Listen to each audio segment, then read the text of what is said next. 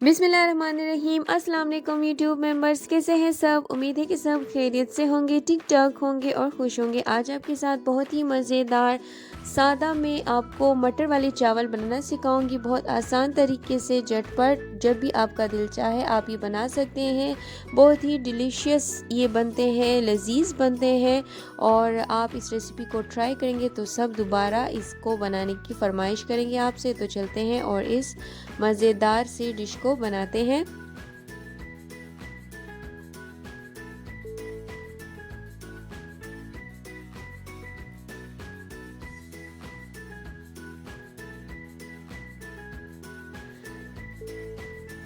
मटर बनाने के लिए मैंने यहाँ पे लिया है एक पैन। उसमें मैं ऐड करूँगी 5 टेबलस्पून ऑयल और उसमें मैंने एक स्लाइस किया हुआ प्याज डाला है। बहुत बारीक मैंने इसको काटा है। इसको मैं तब तक मिक्स करूँगी, फ्राई करूँगी मैं, जब तक कि ये अच्छे सा हमारे पास गोल्डन ब्राउन कलर नहीं आ जाता। फिर मैंने क्या किया है कि 3 से 4 जवे लहसुन के और इस तरह से मैंने साबुत जो हरी मिर्चें हैं उसको डाल के कूट के पेस्ट बना के इसमें ऐड किया है प्याज में। उसके बाद मैं इसको थोड़ी देर के लिए मिक्स करूँगी। 3 से 4 आदत कटे हुए टमाटर मैंने इसमें डाले हैं। उसको मैं तब तक मिक्स करूँगी जब तक कि हमारे पास एक पेस्ट की फॉर्म में नहीं आ जाता, तब तक हमने इसको मिक्स करना है। साथ ही मैं यहाँ पर ऐड कर रही हूँ 2 बड़ी इलायचियाँ, 3 से 4 लौंग और यहाँ पर एक दालचीनी का टुकड़ा है वो मैं ऐड करूँगी। उसके बाद यहाँ पे हम डालेंगे मटरों को और मटर डालने के बाद इसको हम अच्छे से मिक्स करेंगे।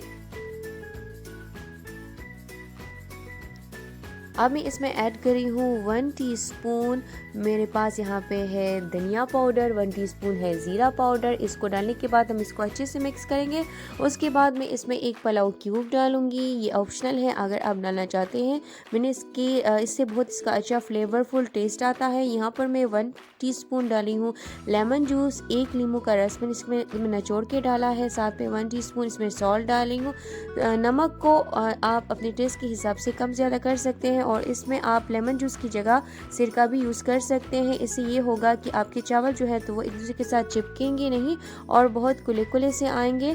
उसके बाद मैं इसमें ऐड कर रही हूँ 2 गिलास पानी और 2 गिलास पानी डालने के बाद अगर आप इस पानी को ठंडा ना डालें और इसमें पानी गर्म करके डालें तो बहुत ही अच्छा होगा। तो इसमें मैंने जो गर्म किया हुआ पानी है 2 गिलास वो ऐड किया है। उसके बाद मैंने चावलों को पहले से ही 1 घंटा पहले हाफ़ केजी ये यहाँ पे मैंने सेला राइस लिए हैं, उसको मैंने 1 घंटा पहले सोक कर लिया था। उसके बाद इसका पानी निकाल के मैं सिर्फ चावल इसमें ऐड करूँगी और यहाँ पर मैं डाल रही हूँ 1 टीस्पून गरम मसाला पाउडर। उसके बाद इसको हम अच्छे से मिक्स करेंगे और बस इसको मैं कवर कर लूँगी। कवर करने के बाद इसका हम 5 मिनट तक बिल्कुल तेज़ आंच पे पकाएंगे, तेज़ भी नहीं बल्कि मीडियम फ्लेम पर हम इसको पकाएंगे। फिर उसको हम ने कवर करना है कपड़ा डाल के और इसको हम 10 मिनट तक बिल्कुल जो स्टीम फ्लेम होता है बिल्कुल हल्की आंच पर हमने इसको पकाना है। और ये लीजिए चावलों का सारा पानी बिल्कुल खुश्क हो गया है, दानों को आप देख सकते हैं बहुत ही ये परफेक्ट बने हैं। दाना इसका बिल्कुल पक गया है और मटर भी बिल्कुल पक गए हैं चावलों में और आप भी इसको मस्ट ट्राई कीजिएगा। अब हमारे चावल बिल्कुल रेडी है, हम इसको डिश आउट करते हैं।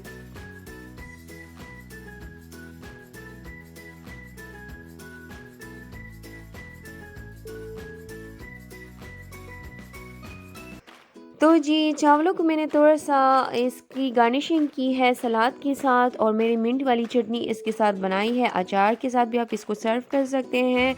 इसका दाना बहुत परफेक्ट बना है, टेस्ट वाइज ये बहुत ही मज़ेदार है। आपने भी इसको ज़रूर ट्राई करना है और हमारे साथ अपना फीडबैक ज़रूर शेयर करना है कि आपको हमारी रेसिपी कैसी लगी है और अपने प्यारों को भी ये मज़ेदार चावल बना के खिलाइएगा। सब आपको दुआएँ भी देंगे और आपकी तारीफ़ भी करेंगे। तो मुझे दीजिए इजाज़त, हाजिर होंगे नेक्स्ट टाइम किसी अच्छी सी रेसिपी को आप सबके साथ शेयर करने के लिए। तब तक अपना बहुत सारा ख्याल रखिएगा, दुआओं में याद रखिए। अल्लाह हाफिज़।